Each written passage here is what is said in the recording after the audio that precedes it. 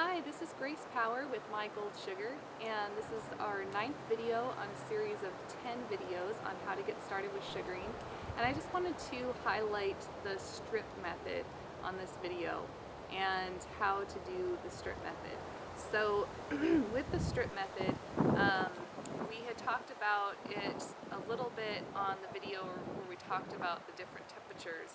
And so with strip method, you do want to melt your sugar down to more of a honey type temperature, and so it goes on fairly thin and easy, than compared to, like, if you're using a piece method, you want it a little bit thicker so you can flick it off.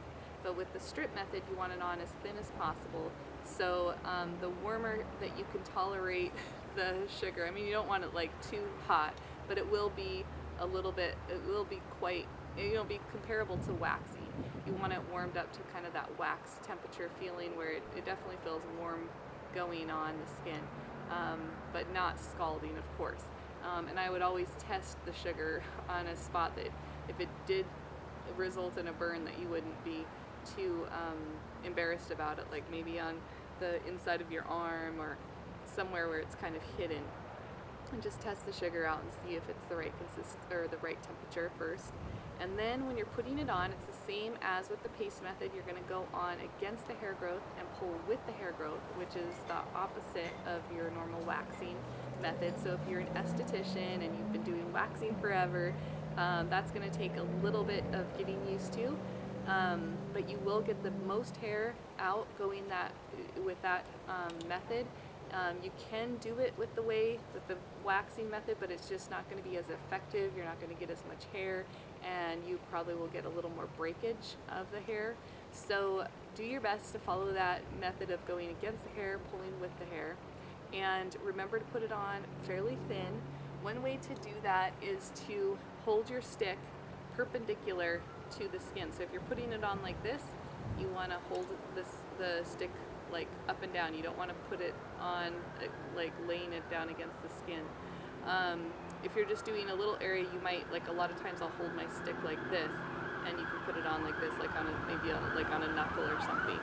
So, but if you're doing a larger area, usually I'll put it sideways, and you just want to put it on very thin, and then put your strip down. I have some strips here, so put your strip down, and you kind of push and put some pressure on there. This would be kind of like the molding, where you're just working that sugar into the strip a little bit, and then flick it off. And when you flick it off, you don't want to flick up. Make sure that you're going with the direction of the body area that you're working on, and not away from it, because that's what can cause bruising or extra irritation, and sometimes it doesn't even come off if you pull it up. So pull it with the hair growth, but kind of also in line with the body area. Another thing with these strips is you don't have to buy strips. You can use old sheets that you might have laying around the house, or old material. I've even used a t-shirt material before, like an old t-shirt. It doesn't work as well as like a sheet material would work, but you can use something like that. Just any type of material that's going to stick to the sugar and then give you the way of pulling off. I've even had, I was talking to my doctor about the sugaring, and she was very familiar with sugaring, but what she did with her strips would she put them in a big bucket of hot water, and then the sugar would just that was used would just dissolve off of the strips, and then she could throw the strips in the wash and then reuse those strips. So if you're very conservative, or going green, that is an idea, so that you don't have to keep going through so many strips, and it would be a way to save money too, as well as saving the environment.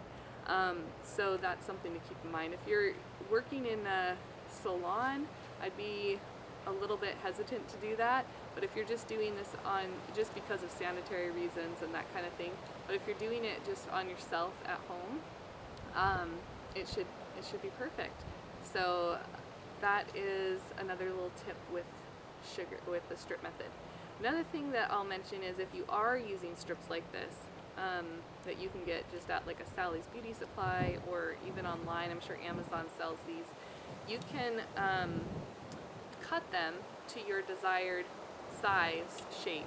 So these are just some various sizes that you can cut, and one of the main sizes that I use a lot is kind of like this, this regular size, where I'll cut it in half this way, and then cut it in half this way, and then I have 4 nice size strips that are easier to use on, like, especially the face, or smaller areas that you're working on.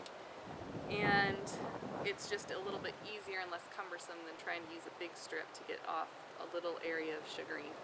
So that's one thing to keep in mind. And then another size strip that I like to do is just the little tiny one, where you're just taking, the length of the strip and just cutting it into little tiny strips. So those work really good for upper lip and brows and tiny little spots in the body. So I hope this video was helpful and enlightened you a little more about using the strip method with sugaring. If you have questions or concerns, be sure to contact us through the website mygoldsugar.com. And let's see.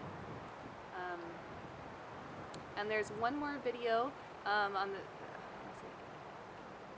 And stay tuned for our 10th video on this series of 10, where we will be talking about how to get unstuck with sugaring.